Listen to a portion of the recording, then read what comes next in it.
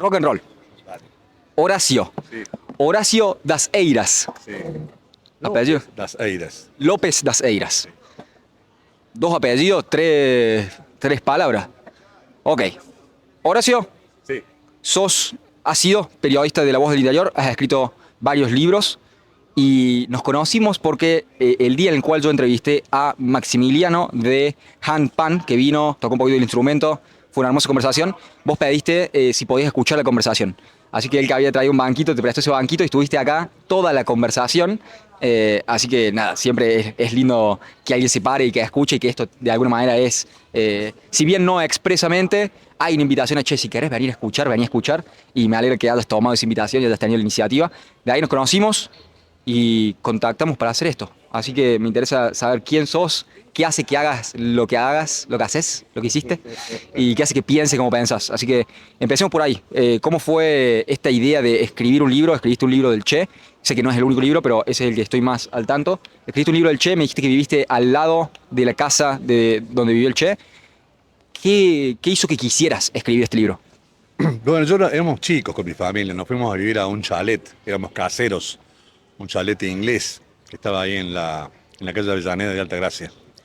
Una zona muy linda que yo recuerdo mucho por lo agreste, por el aire, por el paisaje, por el cielo y porque ahí me andaba en bicicleta. Y en una de esas me enteré de que había vivido el Che Guevara ahí y que yo no tenía la menor idea, pues yo tenía 8 o 9 años. Y que me dijo mi papá, era un barbado, un barbudo, que lo mataron en Bolivia. Y más que eso, no tuve más datos. Después, cuando fui creciendo y me fui enterando quién fue el Che Guevara, yo me fui acordando, uy, pensar que yo vivía al lado de la casa del Che cuando era chico.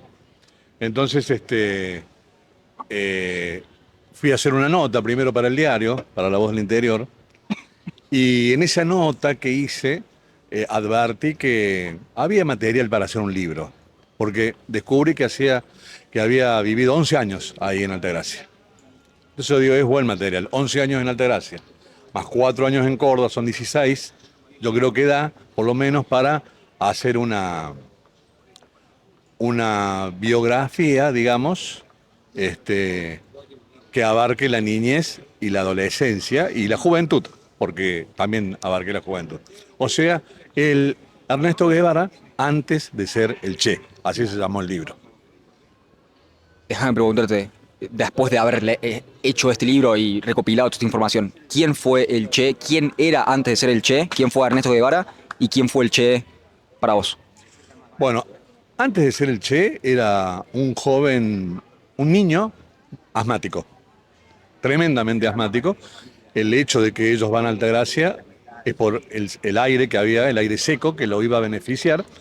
Y no solamente él, sino había mucha gente que tenía ese problema y que escogía las sierras de Córdoba, en este caso Altagracia, para sobrellevar la enfermedad, no para curarse, sino para sobrellevar. Bueno, en ese contexto me interesaba conocer cómo se manejaba un niño asmático con ataques reiterados de asma. No es solamente un problema de respiración, sino ataques, grandes problemas para continuar respirando. Cómo se desenvolvía entre los pibes, cómo era cuidado por la familia y descubrí ahí que era un chico que desafiaba ese problema que tenía.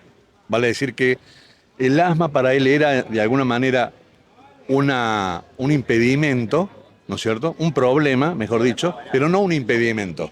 No era un problema que a él lo retuviese, salvo que le da un buen ataque. Ahí descubrí una personalidad obstinada, una personalidad, digamos, empecinada por objetivos, ¿no es cierto? Bueno, que era un chico que le gustaba inventar cosas, por ejemplo, jugar carreras de burro ahí en el fondo de su casa. Traían unos burros que había bastantes ahí en la zona del Sierras Hotel, en el parque del Sierras Hotel, y ahí entonces armaban carreras de burro. Inventó una vez un barrilete para que volara de noche, un barrilete que le colgó en la cola, le colgó una canastita y la canastita le puso una vela para que al remontar el barrilete la vela continuara encendida, ¿viste? Bueno, esas cosas así, digamos, simbólicas, metafóricas de su niñez, me enriquecieron el relato, porque me gustaba y me agradaba esa manera de ser un chico travieso, de cometer, hoy diríamos, de echar moco por ahí, ¿viste?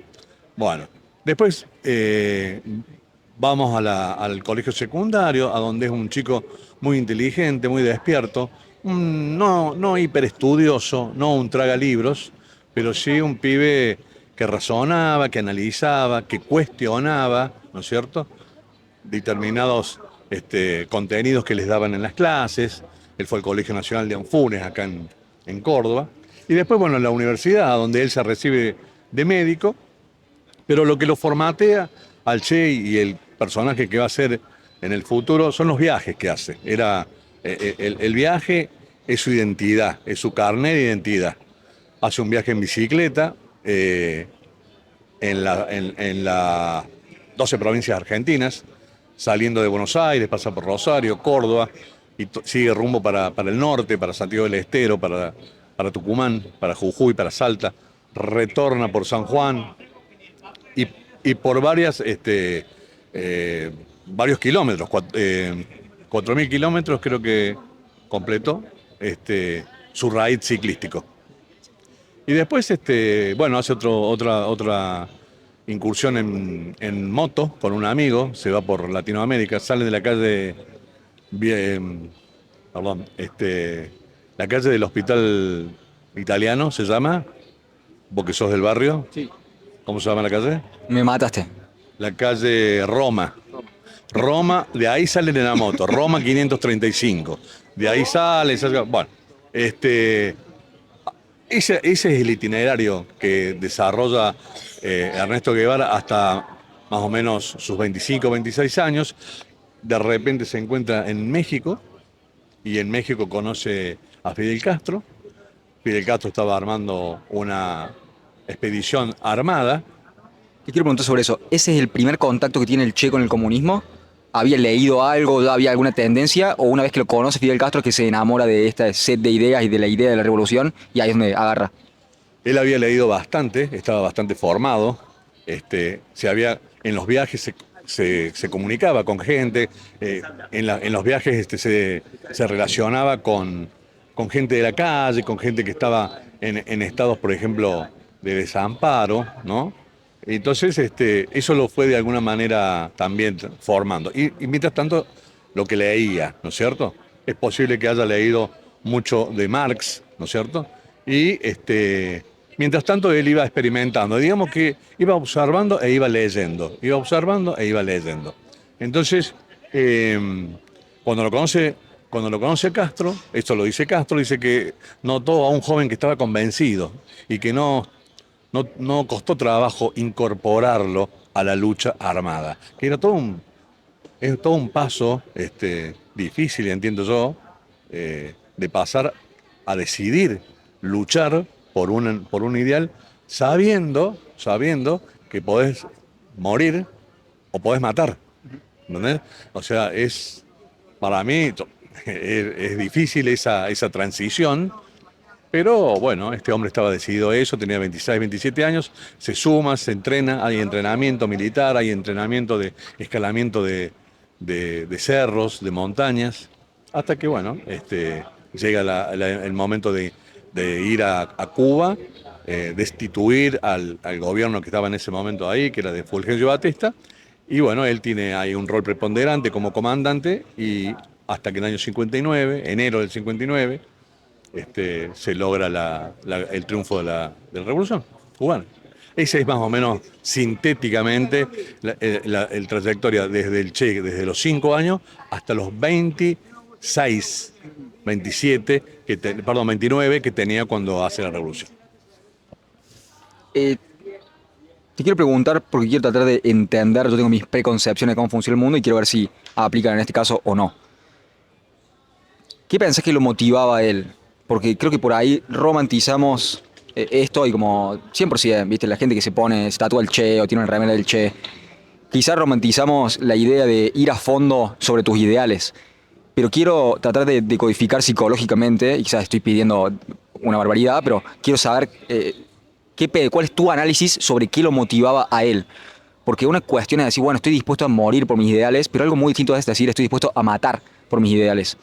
En tal caso, y no es una cuestión de que querías matar y de que estás racionalizándolo a través de tus ideales, quizá era un profundo, este es mi análisis particular, que creo que el comunismo, si bien propone ser amante de los pobres y que quiere una justicia social para todos, creo que hay un gran resentimiento hacia el exitoso que motiva a estas personas y de ahí esa motivación a través del resentimiento de querer destruir y de querer matar a personas y destruir el orden preestablecido.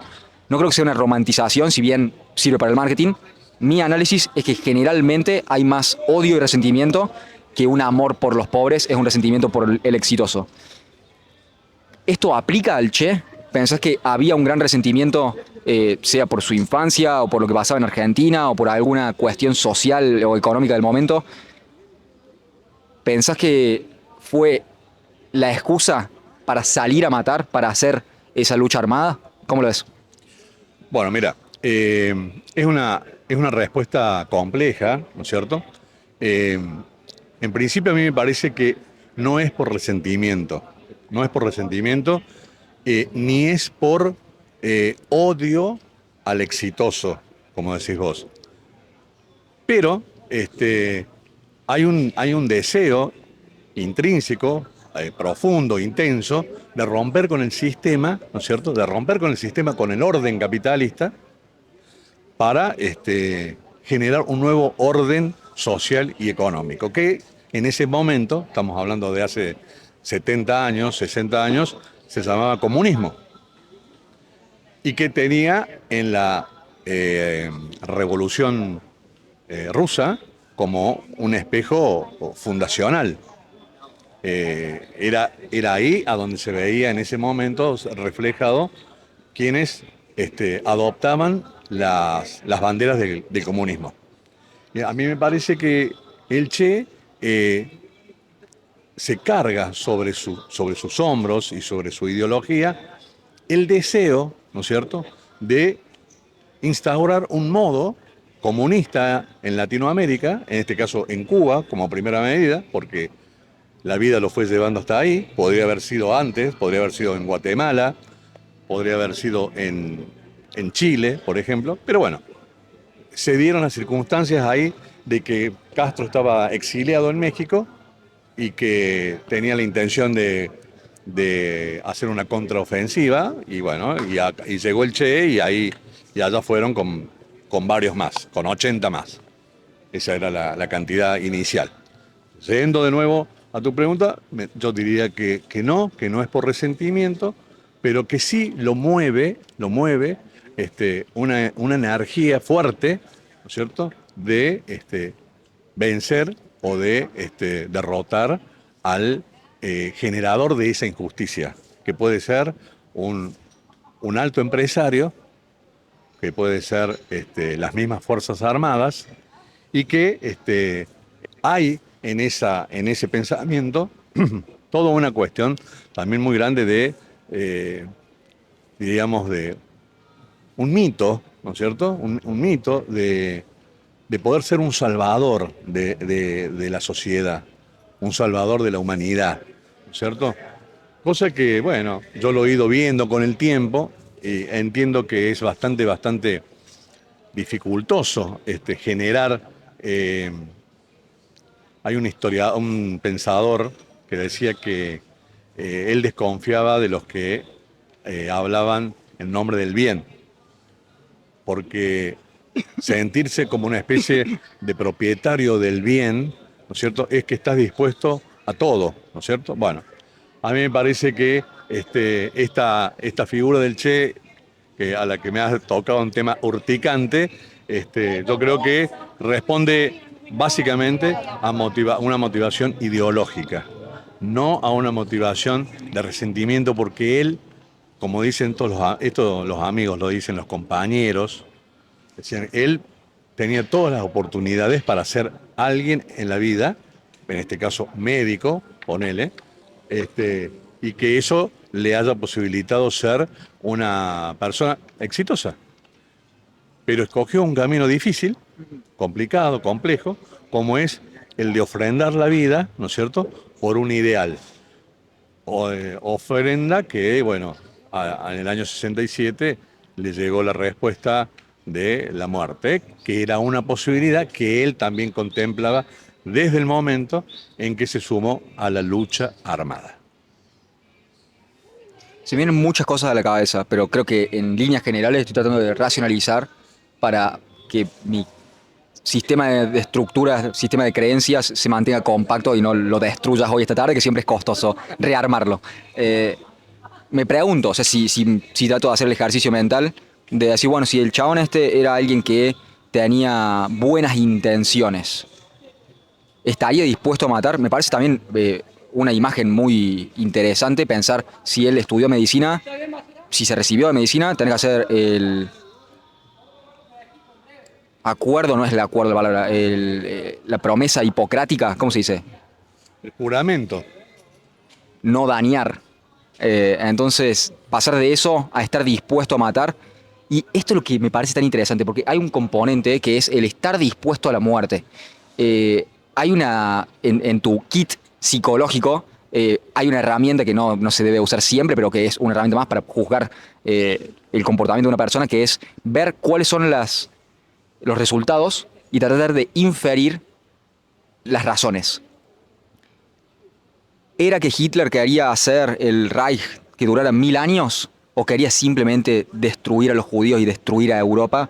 ¿Por cómo terminó? O sea, si empezás desde 1945 la historia para atrás, que entiendo el punto de que por ahí no tiene sentido, simplemente es una forma de ver las cosas y ver si es útil o no.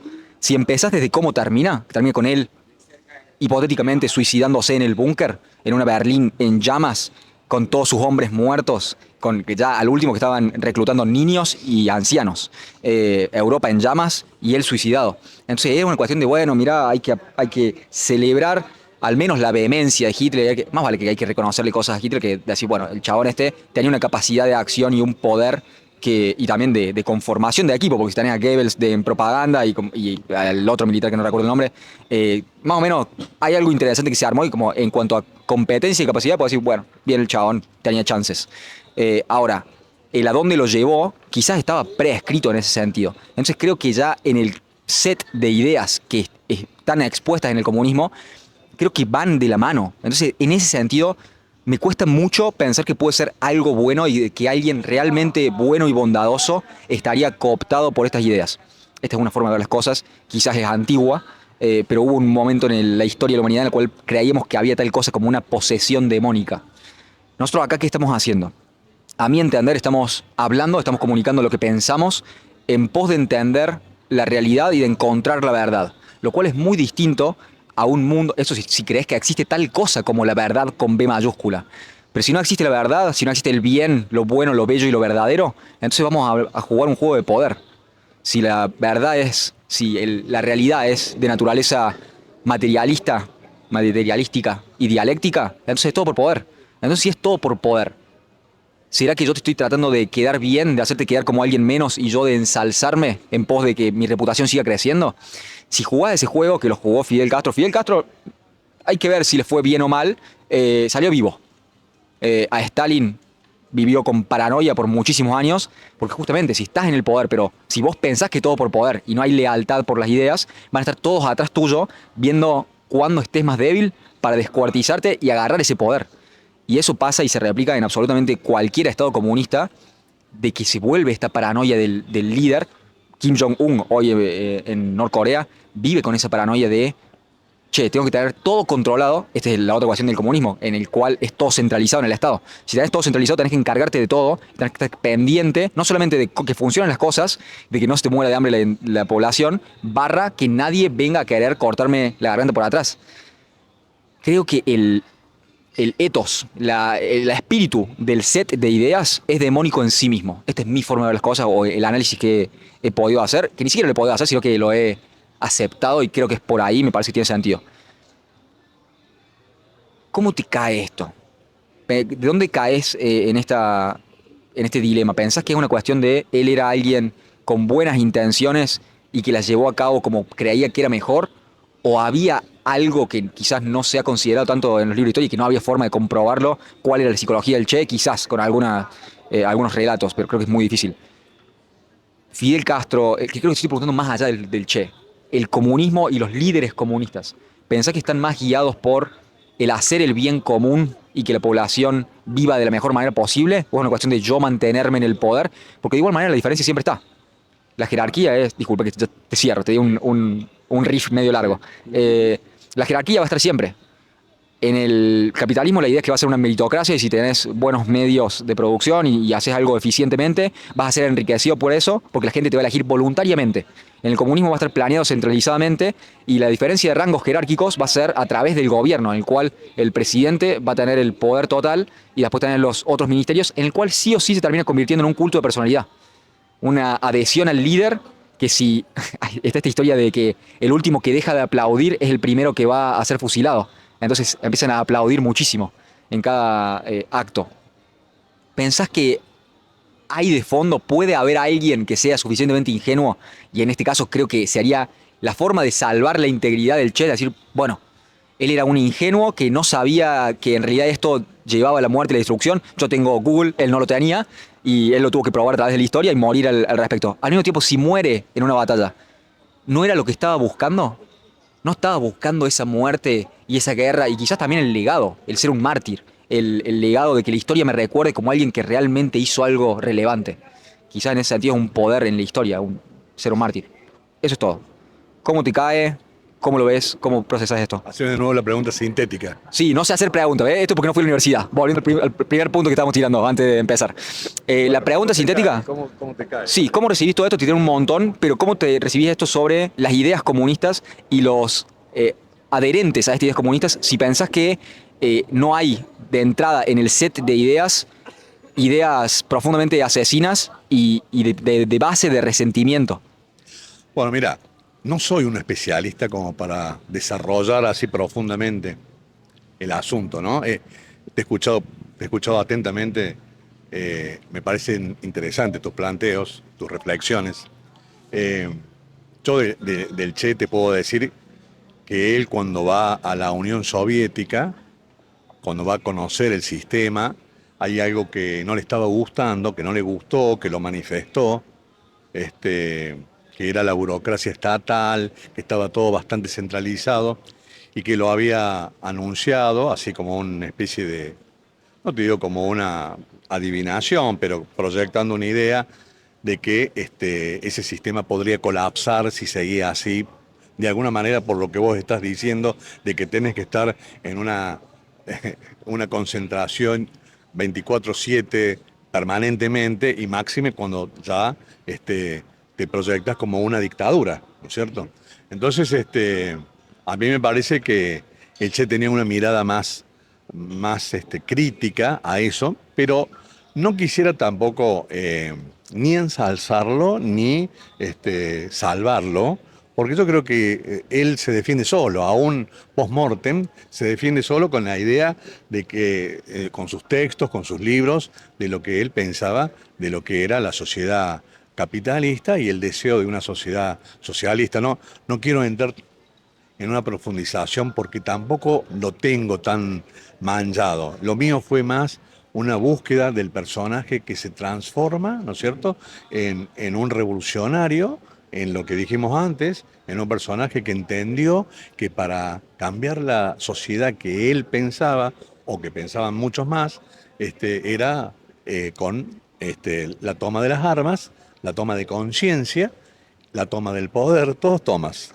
toma de armas, toma de conciencia, toma del poder, y plantar o implantar la revolución permanente. Bueno, cosa que a mí, con los años ya que llevo en este asunto no en este asunto de estudiar tanto, pero sí de vivir la democracia, de ver lo que está ocurriendo en el presente en el mundo, me parece que es muy complejo, ¿no es cierto?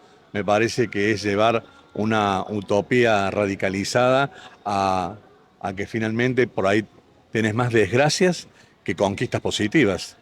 Entonces, tengo todo ese mambo, también lo tengo yo.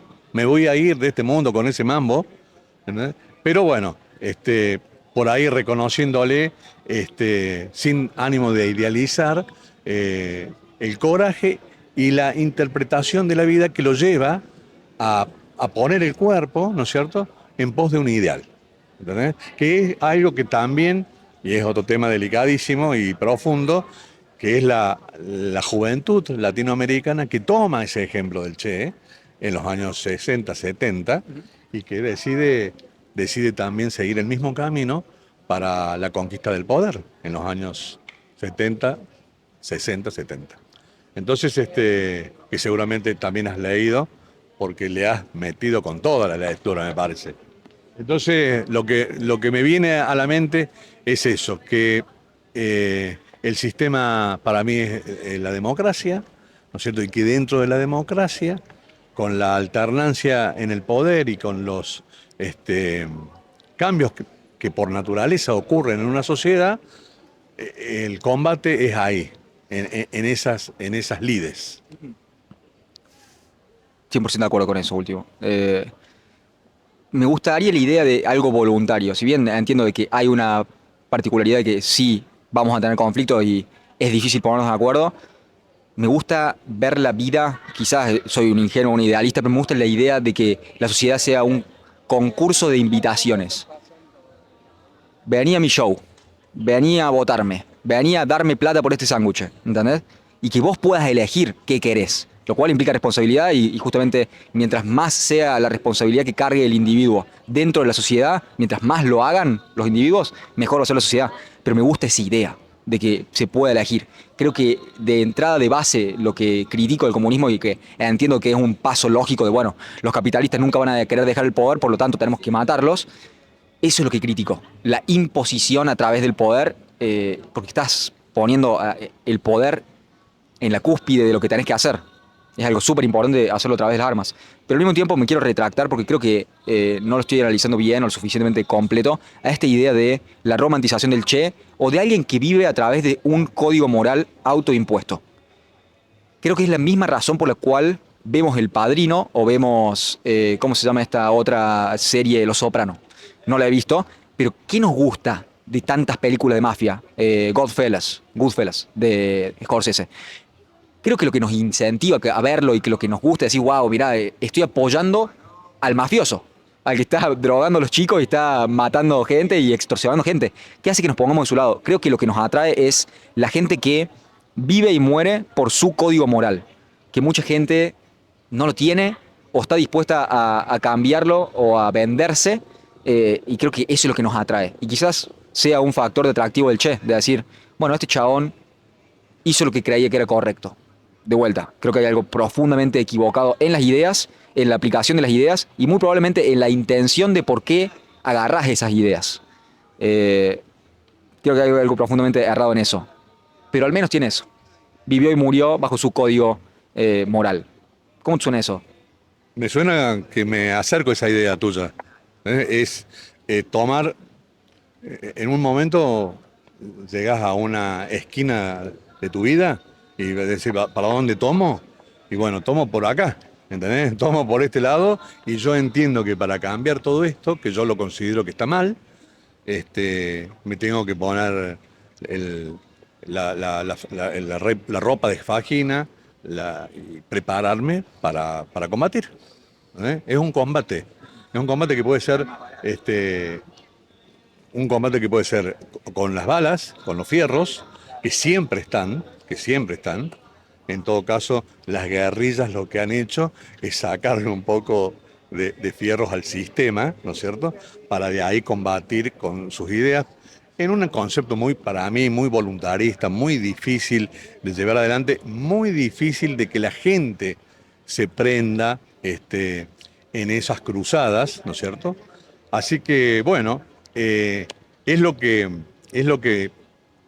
no, ni siquiera es una conclusión, es una visión mía, muy personal, lo hemos hablado muchas veces con los amigos, consideramos que hay otros modos, como decís vos, de comunicar una idea política y de querer vos ser un, un hombre del poder y un hombre que toma decisiones para el bien de la gente y que En esa época que estamos hablando, estaba bastante desarrollada esa idea de la lucha armada, ¿viste? De la lucha por la liberación, de la lucha de los pueblos.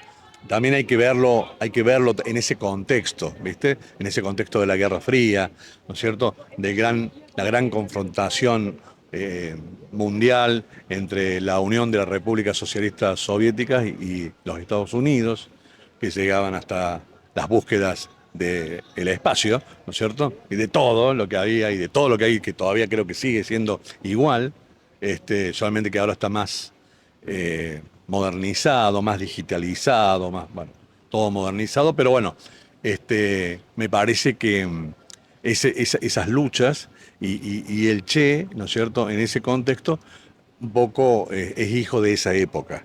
Y todos de alguna manera somos hijos de una época, ¿no? Vos, Nacho, sos hijo de esta época, ¿no es cierto? Naciste hace muy poquito, en el 1999, ¿puede ser? Lo adiviné, ¿eh? O sea, sos un chico de este siglo, sos un chico de este siglo. Yo soy un chico de los años 60, o sea, yo nací en el 60 justamente. Ya había pasado la primera mitad del siglo XX y vos naces con el siglo XXI, ¿cierto? Y yo entiendo y a mí me enriquece y valoro estas ideas que vos ponés sobre la mesa, más allá de que yo pueda estar de acuerdo o no completamente, pero sí en el ejercicio del respeto sobre la otra mirada, que en cierta forma estás haciendo vos conmigo al hacerme este cuestionamiento, estas preguntas. Es lo que más busco con esto. Creo que hay una crítica generalizada sin mucha acción, porque son malos críticos siempre. Agua.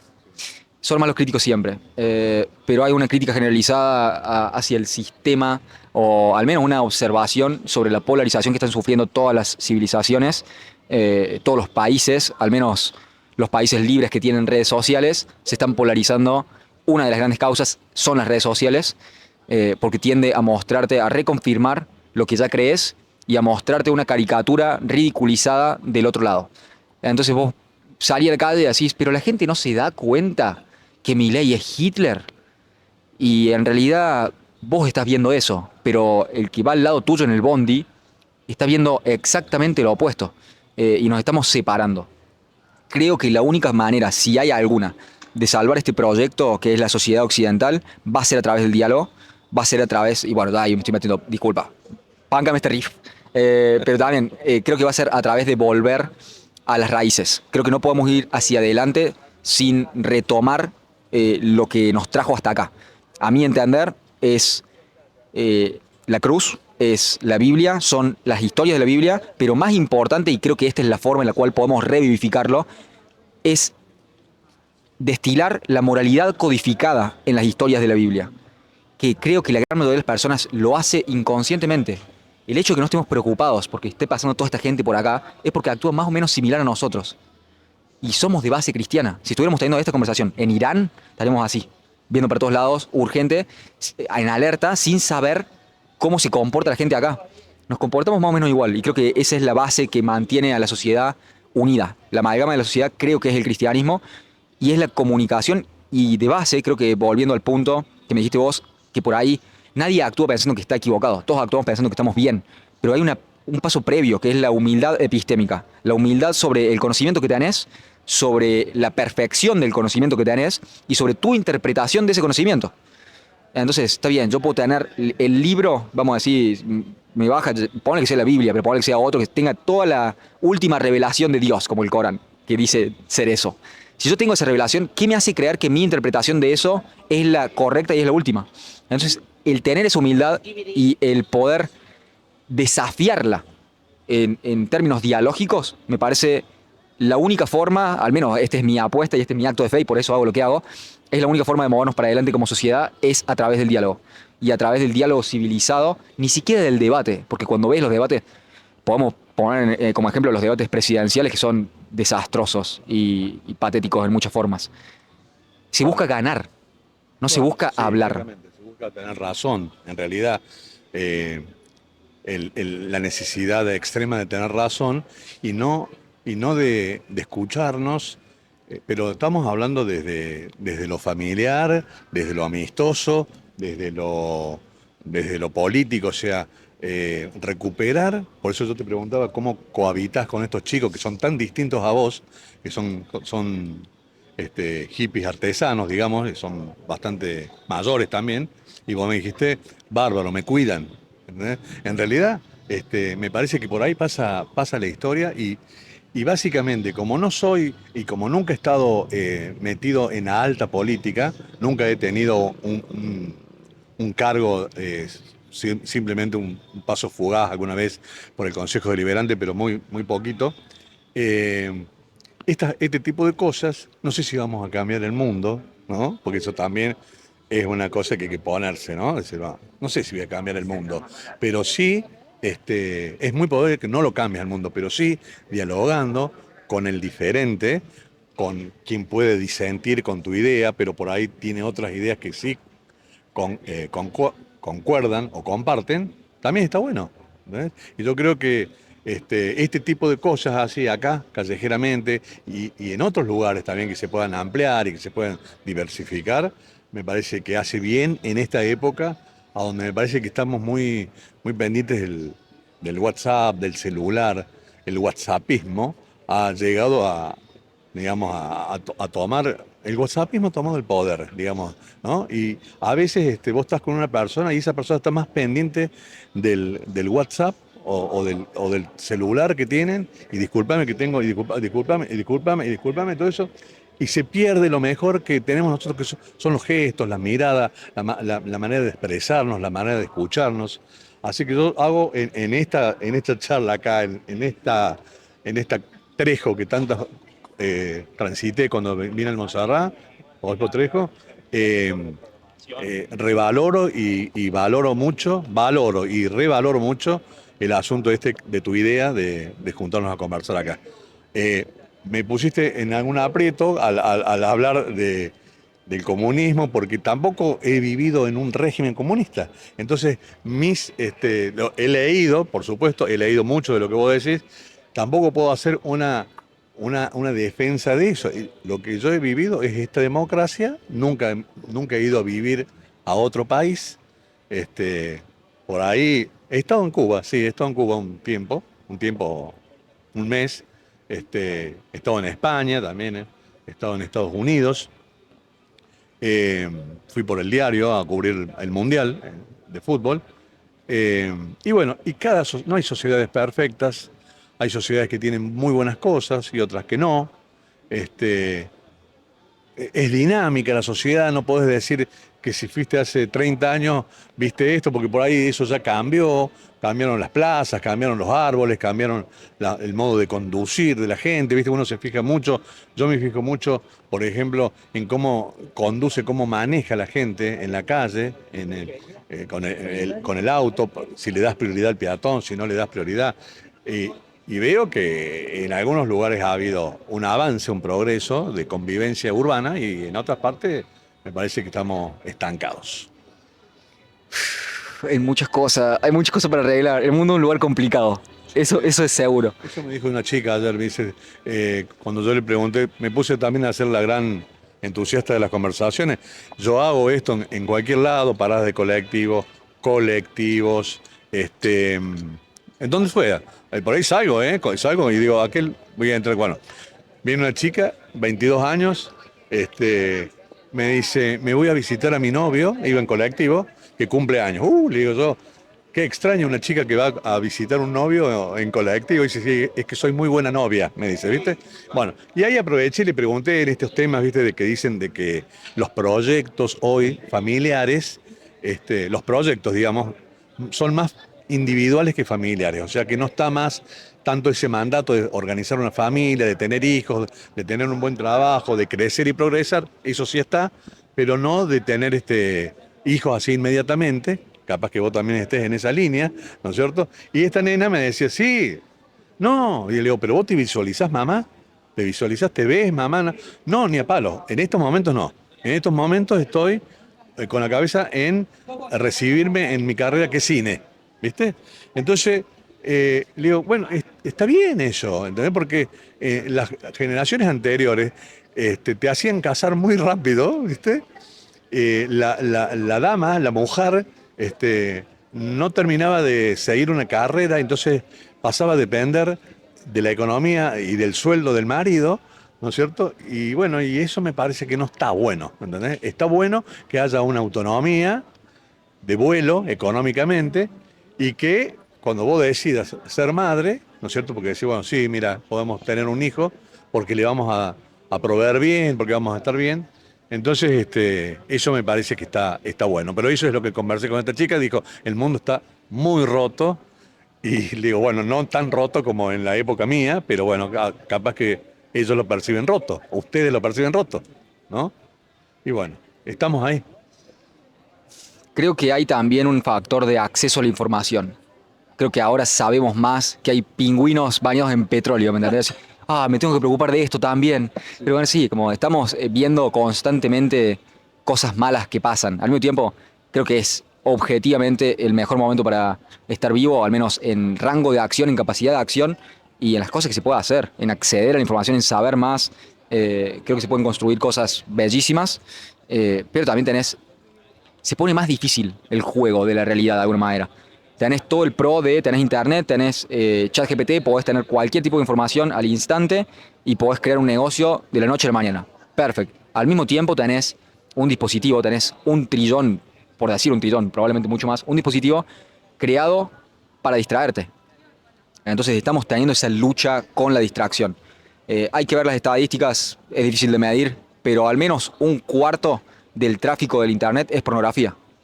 Para los jóvenes, eso les destruye la cabeza y les destruye no solamente los estereotipos de belleza, sino el cómo debería ser el sexo. Y a las mujeres se les está diciendo a los hombres, ahora está bajando el fervor de la ola del feminismo, te diría 2015 a 2020. Creo que estamos bajando un poco eso. Eh, pero a las mujeres, a muchas mujeres se les ha dicho los hombres son violentos, son violadores y son misóginos. Y te quieren destruir o quieren poseerte y son todos tóxicos. Lo interesante también, para hacer un breve segmento, no se ha planteado, y parte de lo que me gustaría hacer todo el tiempo es, no se ha planteado qué es una masculinidad positiva. ¿Cómo debería verse la nueva masculinidad? Porque sí, nos clavamos la paja desconstruyendo o no, pero ¿qué estamos reconstruyendo? Absolutamente nada. Entonces creo que hay mucho de eso. Estamos más pendientes de las amenazas, tenemos un problema enorme con la distracción y los hombres y los jóvenes hombres y mujeres se están separando por insistencias sociales que son, el otro día hablé con un amigo que me decía, el nuevo mandato cultural, como antes lo era tener una familia, ahora es hacete rico. Y se le ha dicho al hombre y a la mujer. Y a la mujer le dijeron, che, ¿sabes qué? Tenés que competir contra el hombre.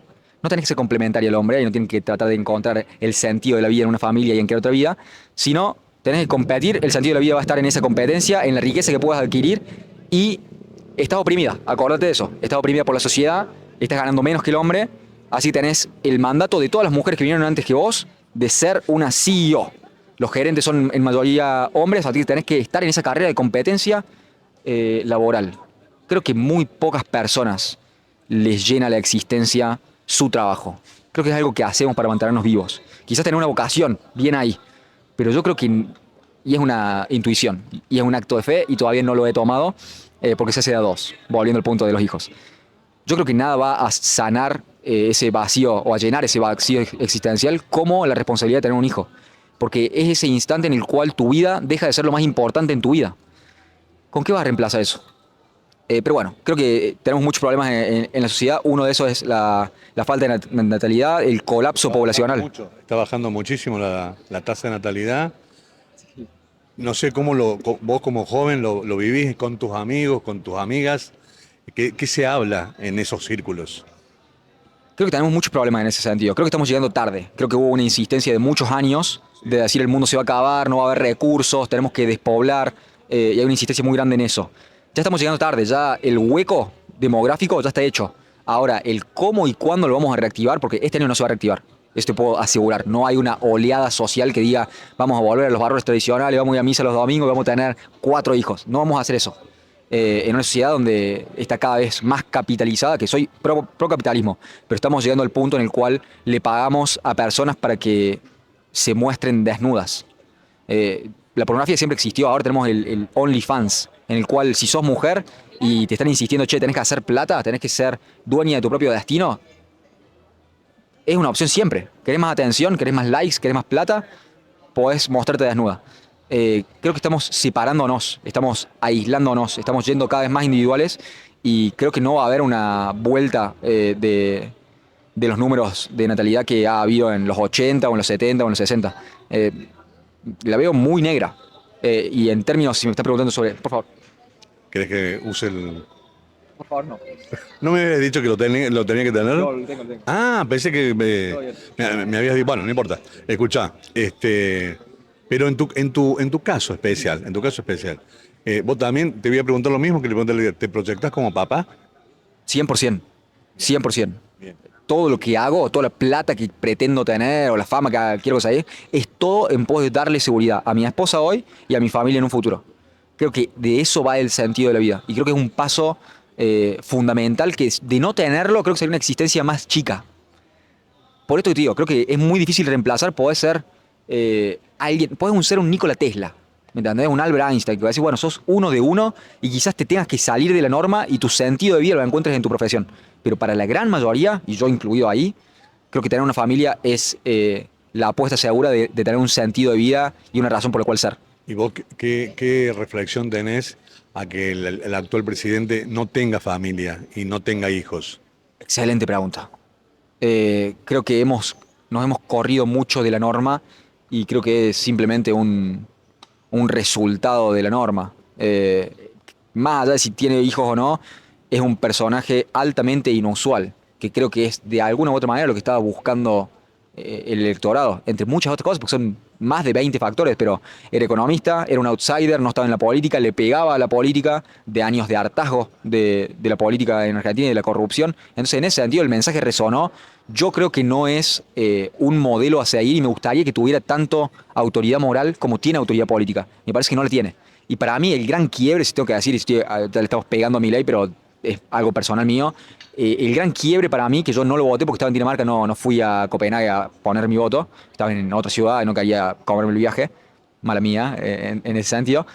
A mí me cambió mucho la perspectiva de él, que tenía una perspectiva más idealizada de él, cuando en una semana hubo un quiebre en el cual decía Patricia Bullrich ponía bombas en jardines de infantes y a la otra, che, gané, nos amigamos con Patricia Bullrich es la mejor ministra de Defensa que ha existido en esta nación. Monstruo, estás pelotudeando a la gente. Y ese cinismo y esa capacidad de usar el discurso y el diálogo y de moldearlo para mis objetivos, me parece perverso, me parece un ejemplo equivocado. Me gustaría, bueno, ayer hablé con un chico sobre fascismo, comunismo y le preguntaba esto, sobre el poder y sobre dónde deriva el poder. Y me dijo, nosotros los cristianos, creemos que el poder y todo poder deriva de Dios. Yo creo que estoy de acuerdo con eso. Creo que cualquier autoridad tiene que ser una autoridad moral, porque si no, y es más, es algo que de chico peleaba con los profesores justamente por eso, porque ¿qué tan autoridad sos vos? Me lo tenés que demostrar con tus acciones. ¿Por qué te tengo que hacer caso? Eras contestatario entonces, eras un chico rebelde como el Che.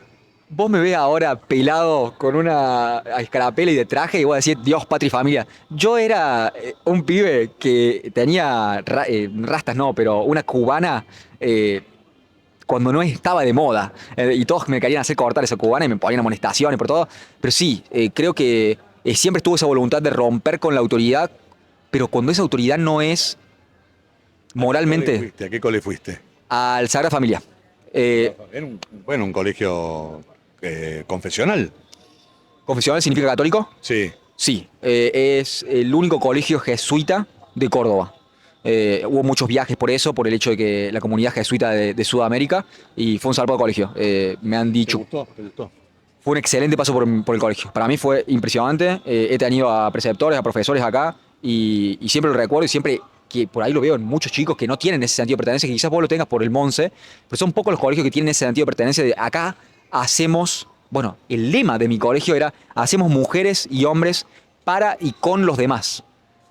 Tenía ideas como el amor de ponerse más en las obras que en las palabras. Y yo eso decía, bueno, me lo dicen acá en los actos, está en el cuaderno de comunicados, frases, eslogans.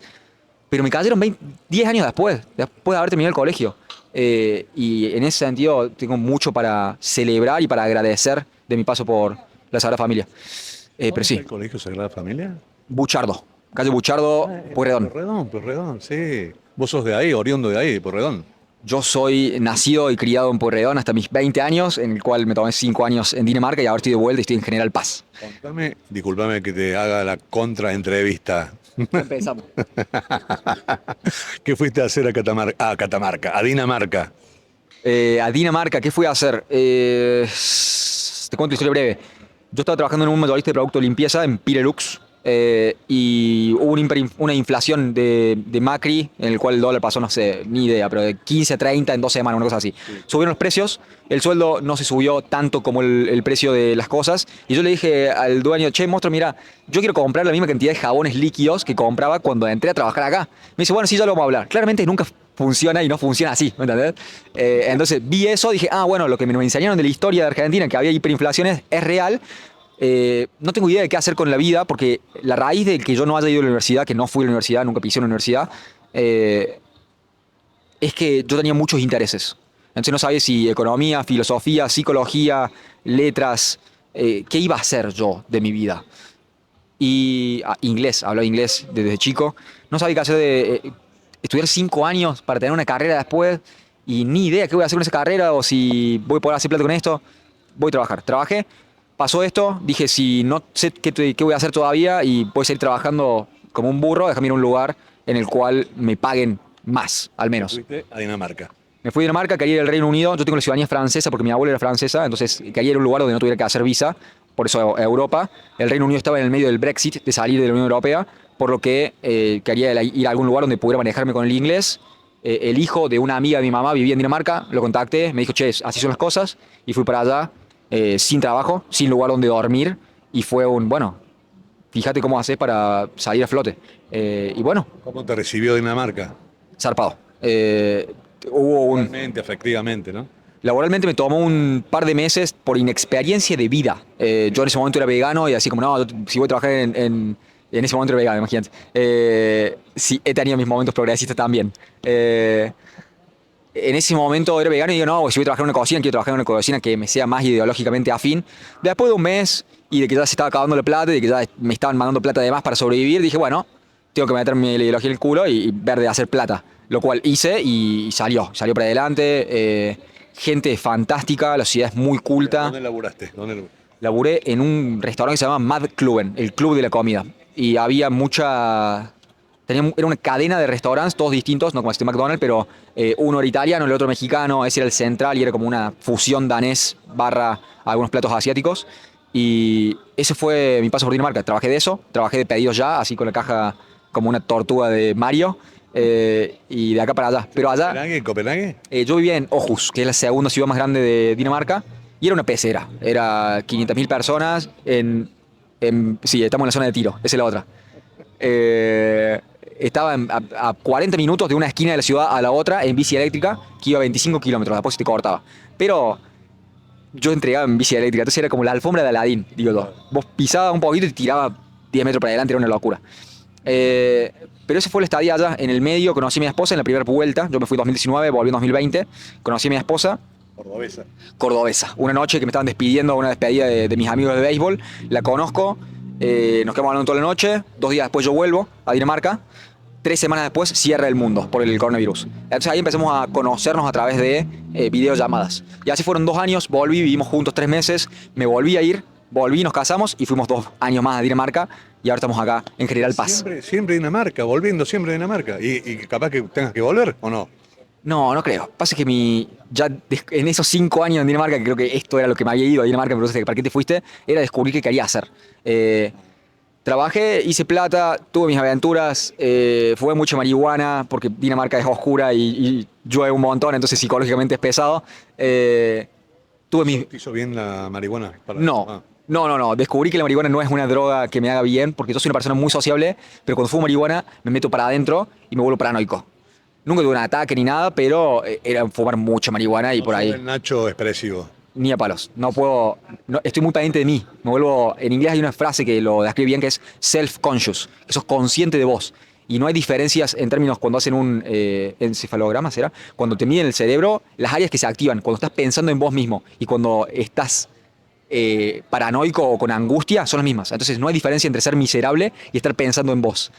La gran importancia de estar haciendo lo que hacemos. Si yo estuviera pensando, che, tengo un moco en la cabeza, se estará dando cuenta que estoy inseguro de lo que estoy diciendo. Si empiezo a pensar así, es un espiral hasta llegar a la paranoia. Entonces tenés que estar pendiente de lo que está pasando.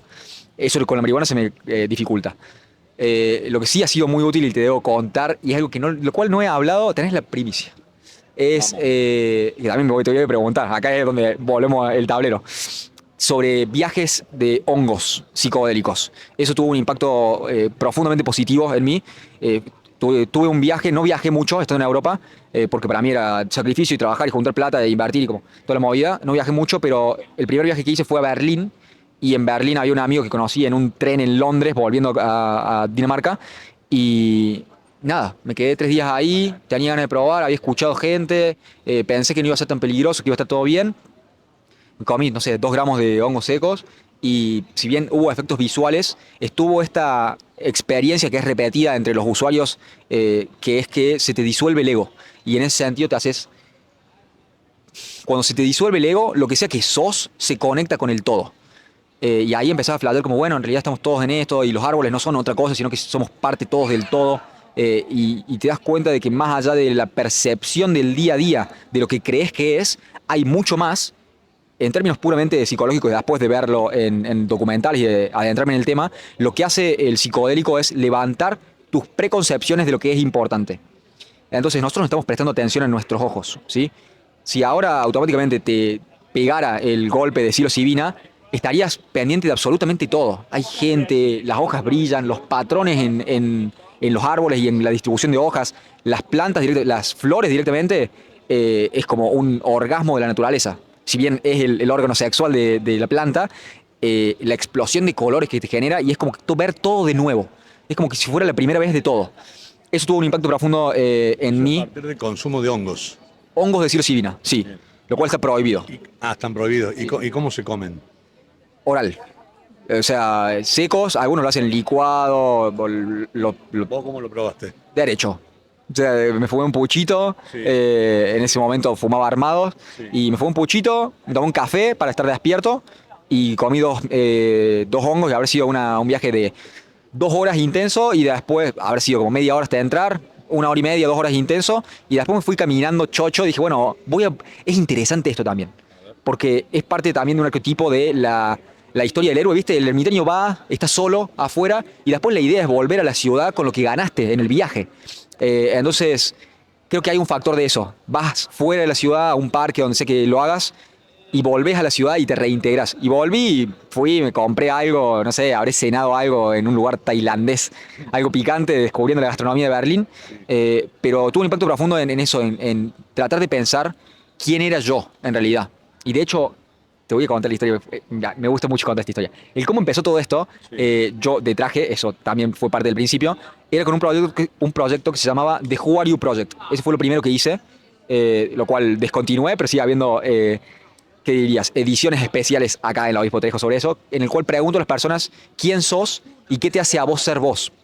Y destilé 30 palabras, 30 aspectos de identidad, o 30 cosas con las que nos identificamos: nacionalidad, sexo, aspecto físico, creencias religiosas, opiniones políticas, lo que sea, tu nombre.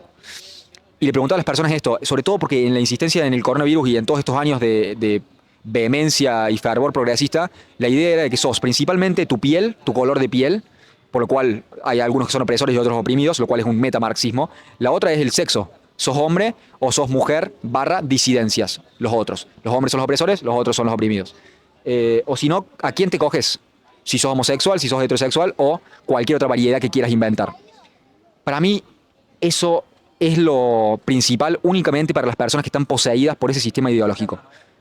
La gran mayoría de las personas me decía, yo soy de acá. O sea, si estaban en Dinamarca y eran italianos, me decían, yo soy italiano. ¿Me entendés? Esto es lo que más me identifica hoy. Quizás mi nombre, porque si no me dijeran Florencia, no sería Florencia, ¿me entendés? No sería yo. Mis experiencias pasadas, mis opiniones políticas, otras cosas. Entonces, nació de ahí. Y lo descubrí. Siempre quise tener un podcast. A partir de ahí fue cuando hice clic, a partir de ese viaje, Después me di cuenta que, bueno, es por ahí. Paso todo el tiempo con orejas escuchando a otras personas.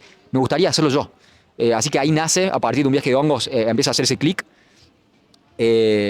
Ha habido Es otros. por los hongos. Es por los hongos. Sí, hay muchas cosas en la realidad que son por Pero eso contacto. fue importante eso. Súper importante. Después tuve otras experiencias, lo cual me llevó a estar más adentrado y más interesado en en la psicología, pero también en todo esto de la conexión con los psicodélicos, porque tienen esta capacidad de hacerte conectar, de disolver tu ego. Y en ese sentido, experimentar la realidad distinto. ¿Qué significa disolver tu ego? Bueno, mira, vos me vas a preguntar quién soy. ¿Quién sos?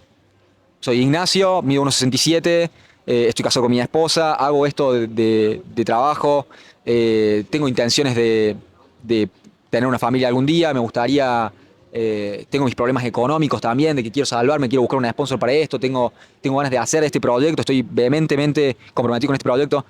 Listo, paremos ahí. ¿De qué te hablé? Mi nombre, mi altura, mi vocación profesional, qué es lo que quiero, con quién estoy casado, mis relaciones interpersonales, más o menos por ahí. Ahora, ¿qué soy si no soy nada de eso? Al menos soy. Y ese es el punto de la conciencia. Vos pensás que sos esto. Esto es lo loco, que cuando te ves al espejo, cuando estás en un viaje de hongos y te ves al espejo, es como que estás adentro de un cuerpo. No sos esto es un títere de carne. Pero eso se hace muy evidente a través del viaje de hongos. Yo te lo puedo decir en experiencia, pero no te puedo poner un USB y transferirte la experiencia. Te puedo decir en diálogo lo que fue. Pero el vivir eso y el experimentarlo te hace reconsiderar, y más vale que en el día a día me pierdo, porque soy Ignacio para mí. Pero es esa realización, esa iluminación de que en realidad sos primero. ¿Y a vos qué te gusta responder o qué te gusta que te respondan cuando haces esa pregunta? Porque es una pregunta filosófica en realidad, ¿no? ¿Quién soy sin hablar de los títulos o de la piel, el color, sino quién soy? ¿Quién Cre- soy? Creo que el punto es la pregunta más que la respuesta. No tenía un sistema de decir, bueno, vamos a contar y hacer una encuesta y después. La idea era, che, mirá todas las personas lo distintas que son y cómo entienden la realidad distinta. Y quizás para vos es 100% que Manuela Castañera es la Mesías que nos va a sacar adelante de Argentina. Y quizás vos crees eso, pero mira cómo piensan todos los otros y lo distinto que piensan. Y era un poco mostrar eso y un poco terminado transpirando en hacer esto, que es básicamente lo mismo. Mirá lo distinto que piensan las personas y el rango de conversación que podés tener. Yo me descubrí hace poco tiempo, me descubrí porque desde niño, por ejemplo, yo me emocionaba mucho. Emocionarse fácil, la lágrima fácil, ¿viste? Eh, y tener una conexión con cosas así, digamos, cotidianas, como la naturaleza. Era como que a mí me llegaba, pero nunca le di importancia, ¿viste? Y en la época de la pandemia, eh, que yo seguía siendo el mismo tipo de motivo, escuchar una canción, por ejemplo, de cualquiera, ¿eh? No pongo ninguna, puede ser Pink Floyd, puede ser Sui Generis, puede ser una de las Mona Jiménez, no sé, cualquiera, ¿no? Eh, que te produce algo, ¿no? Entonces digo, ¿qué soy yo por qué soy así? ¿No? Pues yo no veo a la gente en general que sea así. Ay, pero tampoco me sentía que era el único, ¿viste? Simplemente yo me estaba auto preguntando, ¿viste? Entonces acudí a Google y apareció una versión de una de las personas paz, personas de alta sensibilidad. Entonces te invitaban a hacer un test. Si sos así, si te molestan los ruidos demasiado y vos ves que al otro no le molesta, si te molestan las luces, si todo eso me molesta, digo yo, todo eso tengo yo. Bueno, entonces llegué a la conclusión de que soy un paz, ¿no es cierto? Una persona paz, y que yo le digo a mis amigos, ¿qué le pasa a este loco? Pero, ¿qué es un paz? Y que guarda que podés ser vos también, siempre digo, dice que hay en el mundo 2 de cada 10 personas son paz, ¿viste? Bueno, eso no es ni que te hace una gran persona, ni que te hace una persona especial, ni que te hace un capo, ni un boludo. Simplemente tenés esa condición, ¿no es cierto? Bueno, pero digo, bueno, la voy a procurar disfrutar a esa condición. Y uno de los disfrutes de esa condición es conversar con la gente, ¿no es cierto? Es hacerse amigos, es fundar amigos. Digo, fundemos amigos, fundamos nueva gente con la... No sé, por ahí no hace falta decir que, re amigo, pero fundás amigos, fundás gente con la cual vos podés conversar, interactuar, como dice el otro loco que entrevistaste la otra vez, ese que tenía. eh, Vamos con un asado, ¿viste? Esa cosa que es tan espontánea y que la estamos perdiendo, y no es alarmismo, la estamos perdiendo por ahí. Yo he tomado tipos de taxi, que he entrevistado miles de taxistas en esto, que, bueno, entonces me decía el tipo, mira, en 8 horas me podés decir, 8 horas antes de decirme, vamos con un asado y yo te espero en mi casa, decía el tipo, ¿viste? No hace falta un día, 2 días, no, en 8 horas. Avísame en 8 horas, ya lo resolvemos el tema. Bueno, y te voy a decir una cosa, no traigas nada, me decía. No traigas vino, no traigas carne, no traigas nada. Todo lo pago yo, me decía el tipo. Pero bueno, pero podemos hacer una polla, una cosa más. No, no, no, dice, cuando alguien va a mi casa, yo lo halago y lo ofrendo y no tiene que poner nada. Bueno, ese tipo de mentalidad no quiero que se pierda, si es que se ha perdido. Hago un llamamiento a la gente de no perdamos esas capacidades de agasajar, de invitar, de convocar. Yo lo he hecho poco en mi casa porque he estado un poquito de decaimiento logístico, pero siempre voy y conozco un montón de gente que tiene esa capacidad, ¿no es cierto?, de recibirte en tu casa, de tenderte el mantel, de tomar algo. Yo digo, viva esa gente. Yo quiero que viva esa gente toda la vida, porque eso es lo que nos salva, eso es lo que nos hace personas, me parece. Cuando uno se pregunta por ahí, ¿quién soy yo? También digo, soy yo y los otros. Porque si no es una paja muy unipersonal, ¿no es cierto? Que está bien, porque si, bueno, no, yo tengo esto, tengo estas ventajas, pero si vos no estás en la convivencia, aún en el disenso, ¿no es cierto?, de que podés estar con una persona y pasarla bien y reírte, como yo lo hago con mi vecina del frente, que tengo varias diferencias, pero que no entramos en esa. ¿Qué nos une? Caminar por el Parque de la Vida, ¿no?, que es allá en la sala de la Ruta 20. Y reírnos y hablar de pavadas, ¿no es cierto? Cuando llegamos a casa, ella me dice, me hicimos tantos kilómetros, tantos minutos, listo, qué sé yo, nos vemos la próxima, ¿no? Bueno, me parece que nos puede llegar a esto que vos estás diciendo, de que estamos en un mundo roto, y ese es cierto también, pero bueno, no es la solución meterse debajo de la cama o autoflagelarse con que el mundo, porque cuando vos ves que el mundo realmente se complica, ¿viste? Y como decís vos, paremos un poco también, ¿qué culpa tengo yo de los pingüinos empetrolados? Lo lamento, la verdad que lo lamento, porque me parece que... O Gaza, por ejemplo. Me duele Gaza. Me acuerdo de Gaza y me parece que está mal eso que ocurre ahí, ¿no es cierto? Sin entrar en los intríngulis políticos, militares, ideológicos, sino en la gente que sufre ahí, ¿no es cierto? Que como también deben sufrir, entiendo yo, las familias de los soldados que van también a la guerra, ¿no es cierto?, el sufrimiento que debe haber. Pero no me quiero meter en eso porque no tengo tampoco autoridad ni conocimiento. Siempre digo, soy un tipo, tengo 3 identidades. Ando a pata, ando en bici o tomo colectivo. Y eventualmente taxi. Y me converso todo y me escucho todo con la gente. ¿Entendés? Como estoy haciendo en estos momentos con vos, que me encanta escucharte y me gusta, que me parece que a vos también te gusta que yo te hable. 100%. Es más, me da apuro hablar tanto. A mí también. Sí. Debe ser por eso. Debe ser por eso que lo trae. Claro. Pero bueno. Pero está bueno que vos hables, o sea, expresarse, ¿no es cierto? Y radiografiarse, decir, mira, esto me pasó, eso, está bueno. Pasa que la pelota va y viene. Tiene que ir y venir para que no se haga monótono, ¿viste?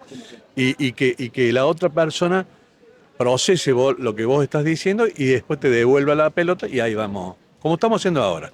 Tenemos que tomar algo en el medio por ahí, en algún momento. Vamos a ver si... Unos hongos. Unos hongos. Vamos a ver si el bar del frente empieza a financiar los tragos de este programa. Vamos a ver qué podemos hacer.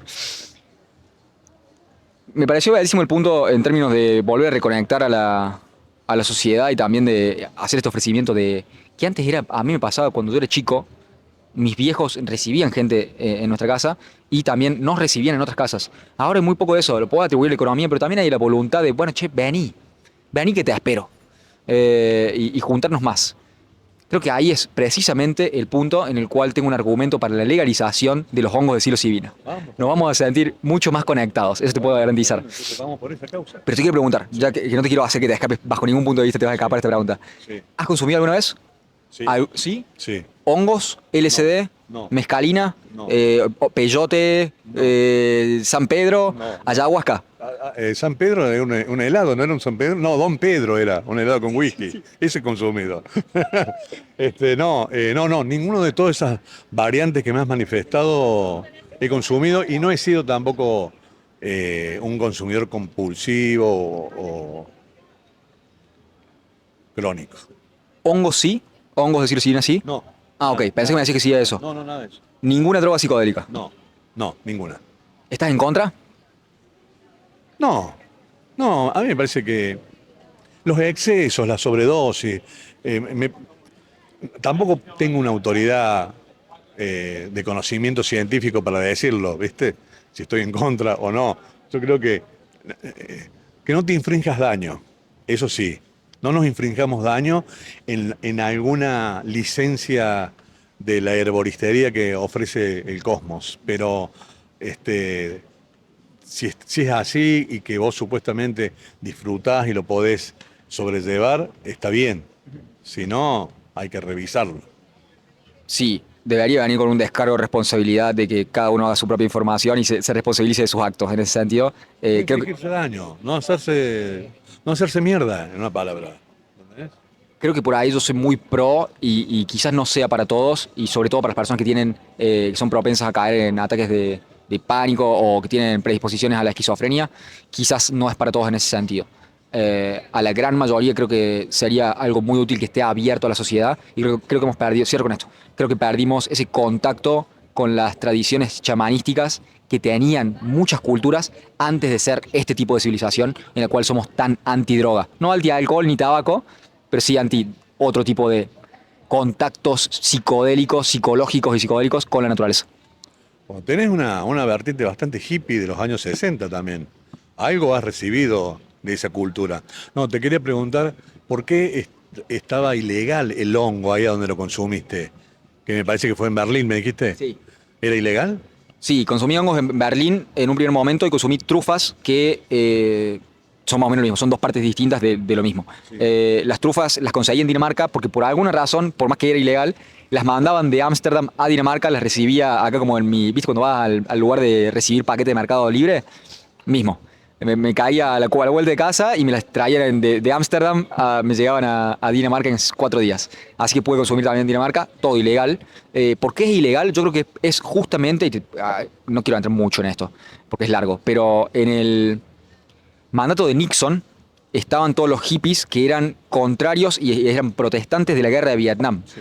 Que vehementemente se luchó y que no había lugar a cuestionamientos sobre esto.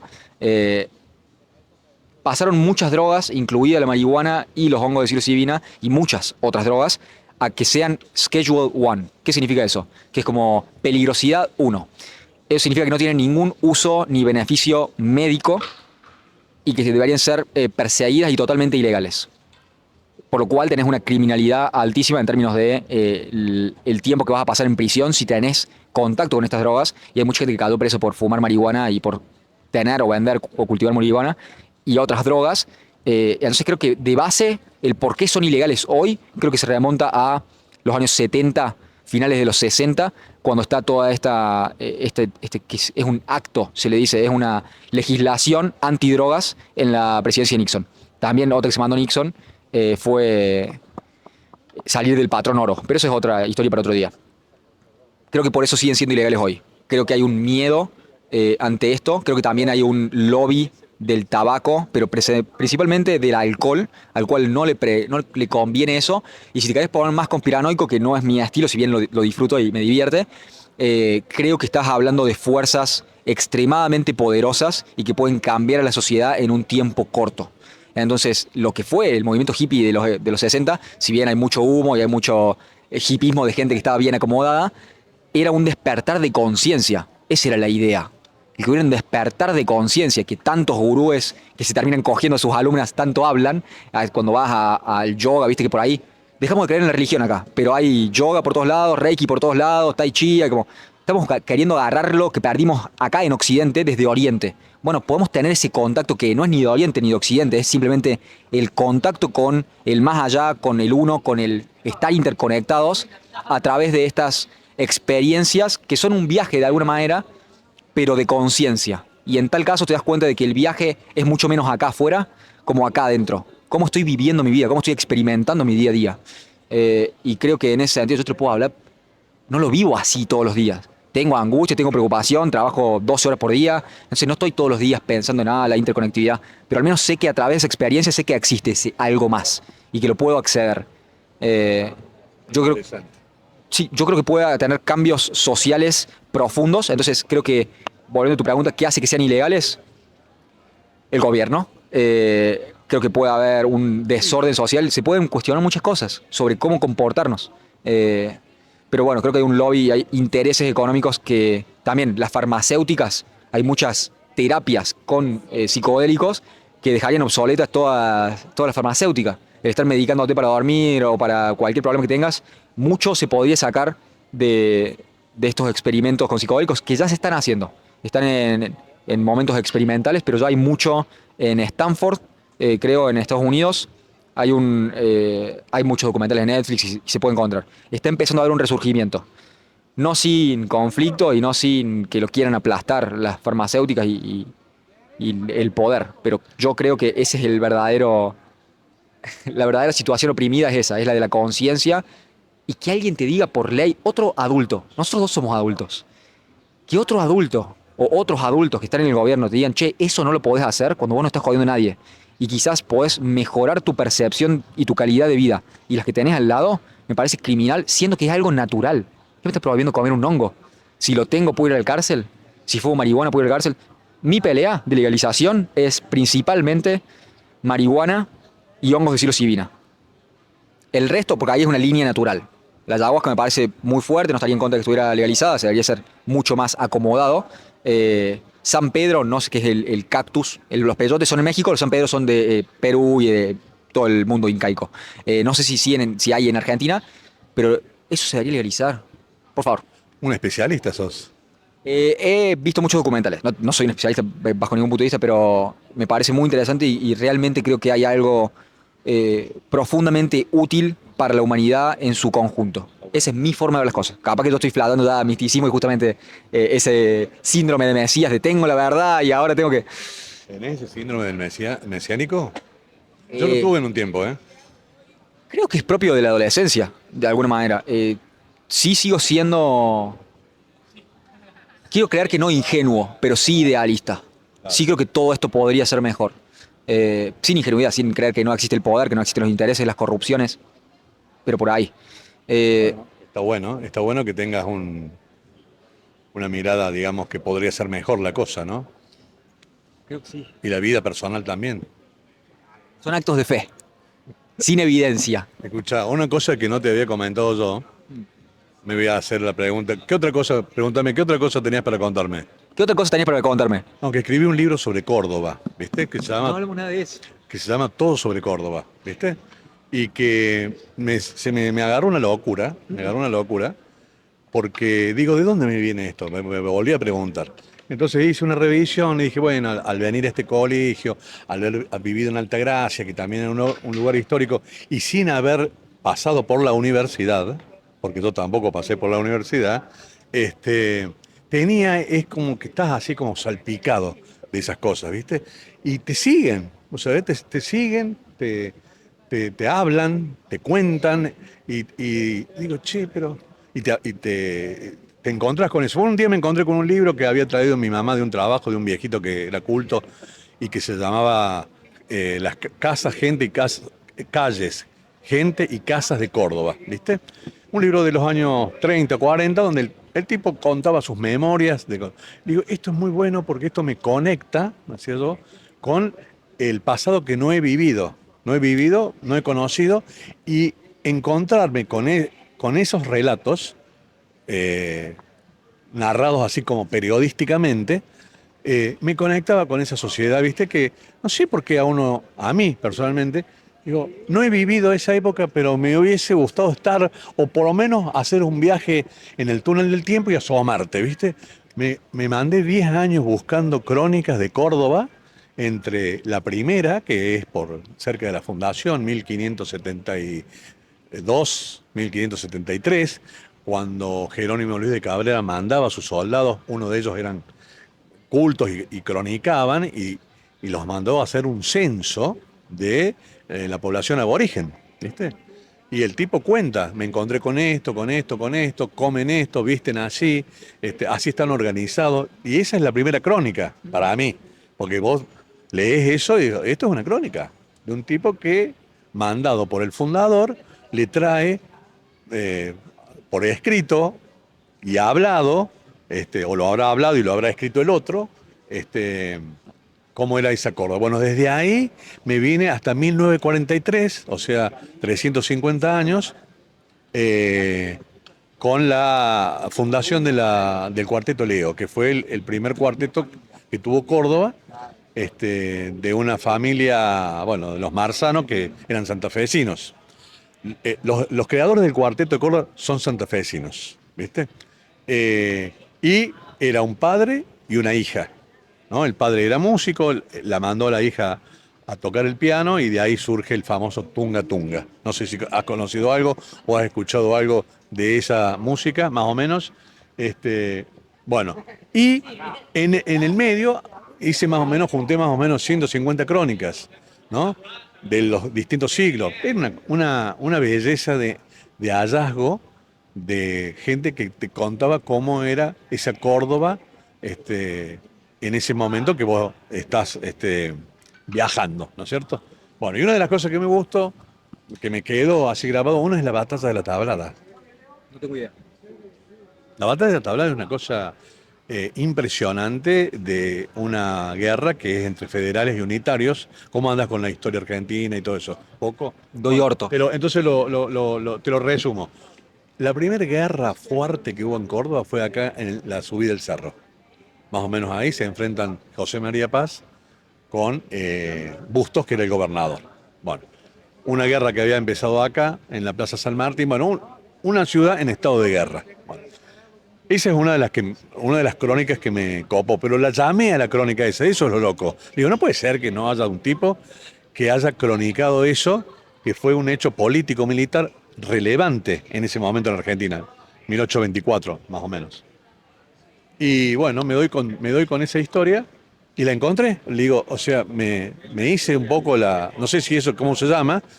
Una energía, me puse que tiene que haber algo, y me encontré con un francés que andaba de negocios por acá por Córdoba, y que él cuenta la batalla de la Tabla, y lo llevó a un libro. Se fue a Francia y hizo un libro. Y eran libros que eran mucho éxito comercial, todos esos libros que escribían ingleses, franceses, viajeros que venían en el siglo XIX para acá, y en el siglo XX, más que todo en el siglo XX, perdón, siglo XIX, esté bien. El 20 fue el anterior, el anterior, 19. Venían los ingleses, franceses, europeos en general, y contaban crónicas. Bueno, eso es un espectáculo para conocerlo, cómo era Córdoba. Y lo otro fue que cuando viene la primera bicicleta, por eso las bicicletas, dice que es una importación que hace un tipo de Francia, que importa, o sea, un tipo radicado en Córdoba que era de origen francés. Importa 7 bicicletas. 7 bicicletas. Y las ponen en el mercado, y ahí empiezan la gente, estamos hablando de 1880, por ahí, 1880, los que la pudieron comprar empiezan a pedalear por la ciudad y hacen una competencia en el Parque Las Heras.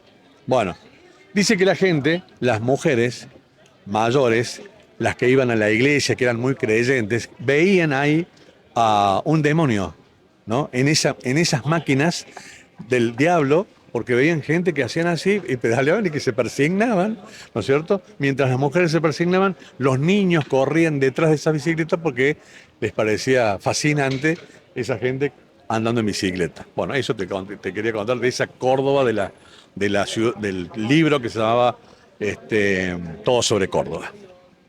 Y hoy hay muchas ahora.